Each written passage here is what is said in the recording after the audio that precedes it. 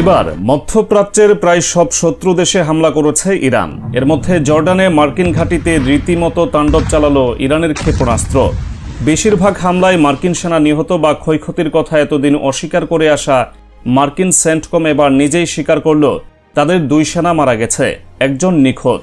টানা 7 রাত ধরে চলছে এই যুদ্ধ, আর এর মধ্যেই খোদ ট্রাম্প নাকি ভাবছেন স্থল আক্রমণের কথা। জবাবে ইরানের প্রতিরোধ যোদ্ধারা বলছে, এসো, বহু বছর ধরে তোমাদের অপেক্ষায় ছিলাম আমরা। এমতাবস্থায় আসলে কি যুক্তরাষ্ট্র স্থলাভিযান চালাতে যাচ্ছে ইরানে? মার্কিন সেনারা স্থলাক্রমণ চালালে ইরান কিভাবে মোকাবেলা করবে? চলুন দেখে নেওয়া যাক বিস্তারিত।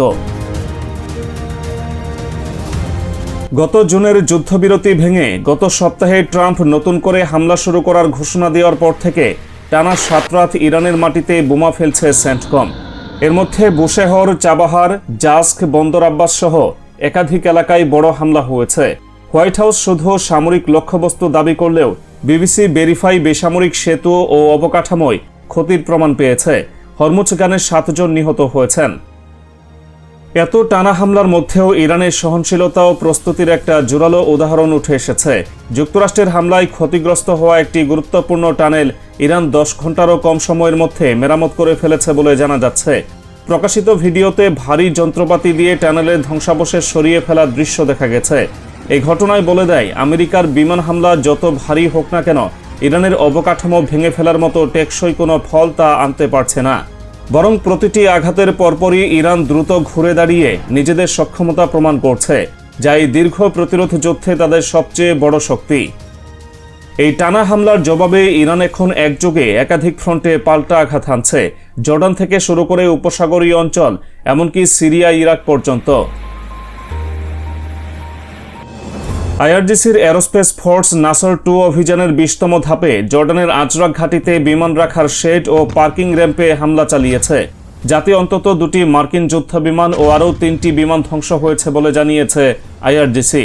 জর্ডান দাবি করছে তারা রাতে 10টি ইরানি ক্ষেপণাস্ত্র প্রতিহত করেছে, কিন্তু সিবিএস নিউজের সূত্র বলছে ভিন্ন কথা।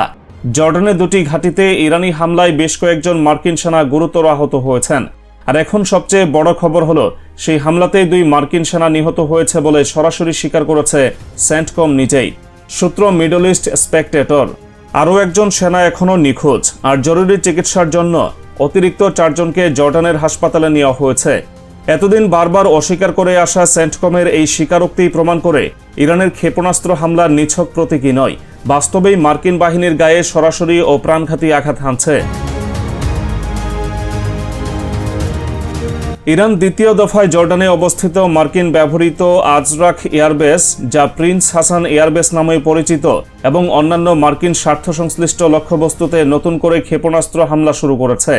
সামাজিক মাধ্যমে ছড়িয়ে পড়া পোস্ট অনুযায়ী জর্ডানে থাকা বেশিরভাগ মার্কিন সামরিক ঘাঁটি ভারী ক্ষতির শিকার হয়েছে, এবং ইরানি ব্যালিস্টিক ক্ষেপণাস্ত্রের আঘাতের কয়েক ঘন্টা পরও কিছু ঘাঁটিতে আগুন জ্বলছিল বলে মিডল ইস্ট স্পেকটেটরের বরাতে জানানো হয়েছে।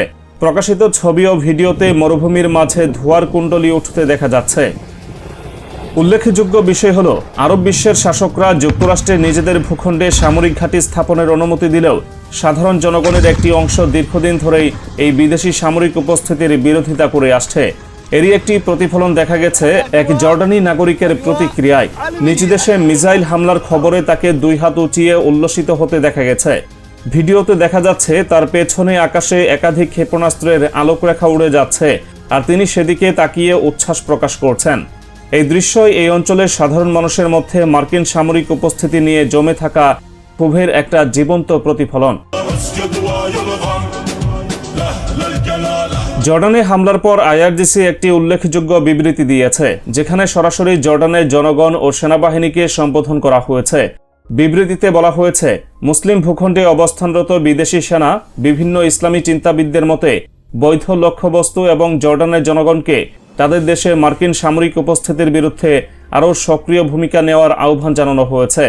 বিবৃতিতে যুক্তরাষ্ট্রকে Afghanistan, Iraq, Iran, Yemen, Lebanon ও ফিলিস্তিনে মুসলিমদের মৃত্যুর জন্য দায়ী করা হয়েছে, এবং জর্ডান থেকে মার্কিন বাহিনী প্রত্যাহারের দাবি জানানো হয়েছে।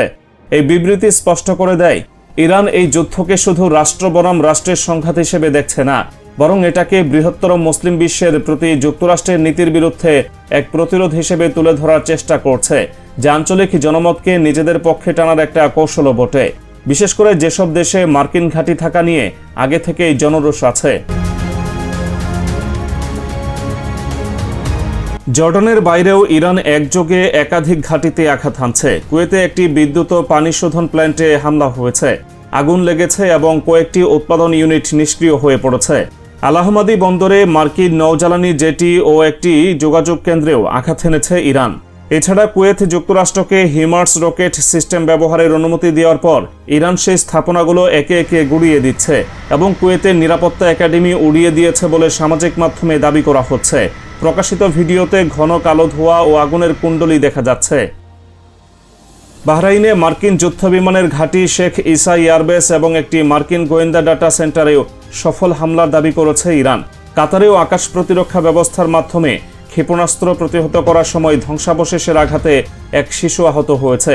হরমুজ প্রণালীতেও একের পর এক ঘটনা। আইআরজিসির সতর্কতা উপেক্ষা করে পার হতে চাওয়া একটি থাই জাহাজে হামলা হয়েছে। আর মাইন পাতা পথ দিয়ে যাওয়া দুটি তেল ট্যাঙ্কারে আগুন লাগার খবরও এসেছে, যদিও আমেরিকা এই দাবি অস্বীকার করেছে। যুক্তরাষ্ট্রকে ঘাঁটি ও সরঞ্জাম ব্যবহারের সুযোগ দেওয়া প্রতিটি দেশই এখন ইরানের লক্ষ্যবস্তু তালিকায় ঢুকে যাচ্ছে। বার্তাটা স্পষ্ট, আমেরিকাকে সহযোগিতা করার একটা প্রত্যক্ষ মূল্য আছে। শুধু ইরানি সেনাবাহিনী নয়, আঞ্চলিক মিত্র সশস্ত্র গোষ্ঠীগুলোও এই লড়াইয়ে প্রকাশ্যে নেমে পড়েছে। সামাজিক মাধ্যমে ছড়িয়ে পড়া একটি ভিডিওতে দেখা যাচ্ছে মুখোশ পরা ও ভারী অস্ত্রে সজ্জিত একদল যোদ্ধা দাঁড়িয়ে আছে, যাদের গায়ে ইরানের প্রতীক সংবলিত ব্যাজ। ভিডিওর ক্যাপশনে বলা হয়েছে, আমেরিকার স্থল আক্রমণের হুমকি দেওয়ার পর এই গোষ্ঠীর জবাবে বলছে, এসো, বহু বছর ধরে তোমাদের জন্য অপেক্ষা করেছি আমরা। এই ঘোষণা বলে দিচ্ছে স্থল আক্রমণের যে কোনো চেষ্টাকে শুধু প্রতিরক্ষা নয়, বরং প্রকাশ্য মুখোমুখি লড়াইয়ের আমন্ত্রণ হিসেবে নিচ্ছে প্রতিরোধ বাহিনী। ইরানে বেসামরিক লক্ষ্যে মার্কিন হামলার পর একটি নতুন গুঞ্জন শুরু হয়েছে। তেহরানের এমপি আমির হোসেন সাবেতি, যিনি বিপ্লবী গার্ডের কাছের পায়দারি ফ্রন্টের লোক, তিনি ফার্স নিউজে লিখেছেন, এই হামলার আসল উদ্দেশ্য শুধু অস্ত্র ধ্বংস নয়, বরং নির্দিষ্ট কিছু ইরানি দ্বীপ ও এলাকা দখল করা। যোগাযোগ ও রাস্তাঘাট ভাঙার পেছনেও যুক্তি আছে বলে তিনি লিখেছেন, এতে বিচ্ছিন্নতাবাদী গোষ্ঠী বা হেলিকপ্টার অভিযান সহজ হয়ে যায়, আর ইরানি সেনাদের দ্রুত এক জায়গা থেকে আরেক জায়গায় সরে যাওয়া কঠিন হয়ে পড়ে। তবে তিনি নিজেই স্বীকার করেছেন, সত্যিই সেনা নামলে সবচেয়ে বেশি প্রাণ যাবে শত্রুপক্ষেরই। এক্সিওসের প্রতিবেদন বলছে, ট্রাম্প হোয়াইট হাউসে জরুরি বৈঠক করেছেন যুদ্ধ আরও বড় করা নিয়ে, আর সেই পরিকল্পনা নাকি এখনকার হরমুজ কেন্দ্রিক হামলা চেয়ে বড় মাপের। ফক্স নিউজের সাক্ষাৎকারে ট্রাম্প নিজেও ঘুরিয়ে ফিরিয়ে স্থলাভিযানের ইঙ্গিত দিয়েছেন। যুক্তিটাও অমূলক নয়। হরমুজ প্রণালী পুরোপুরি নিয়ন্ত্রণে রাখতে দক্ষিণ ইরানের দ্বীপগুলোতে পা রাখতেই হবে। আর এই আলোচনায় বারবার ঘুরছে কার্ক দ্বীপের নাম। তবে আমেরিকা এখনও আনুষ্ঠানিকভাবে স্থলাক্রমণের কথা স্বীকার করেনি, এখনও এটা জল্পনা।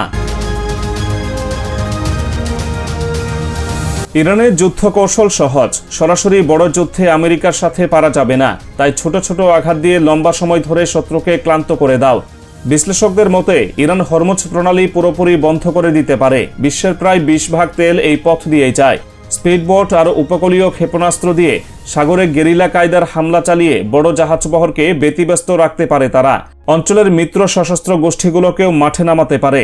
ফলে যুদ্ধ শুধু ইরানে আটকে না থেকে পুরো অঞ্চলে ছড়িয়ে পড়তে পারে। ভূগোলও ইরানের পক্ষে কথা বলছে। দক্ষিণ ইরানের পাহাড়ি দুর্গম উপকূল আর সরু প্রণালীতে বড় সেনা নামলে লড়াই দীর্ঘ ও ব্যয়বহুল হয়ে ওঠে। অনেকে আফগানিস্তান, ইরাকের সাথে তুলনা করছেন। সাবেতির লেখাতেই স্পষ্ট, ইরানের নীতি নির্ধারকদের একাংশ মনে করছেন শুরুতে কিছুটা পিছিয়ে গেলেও ক্ষতি নেই, কারণ লম্বা সময় ধরে শত্রুপক্ষের প্রাণহানি চলতে থাকলে রাজনৈতিক ও আর্থিক চাপে আমেরিকা নিজেই একদিন সরে যাবে।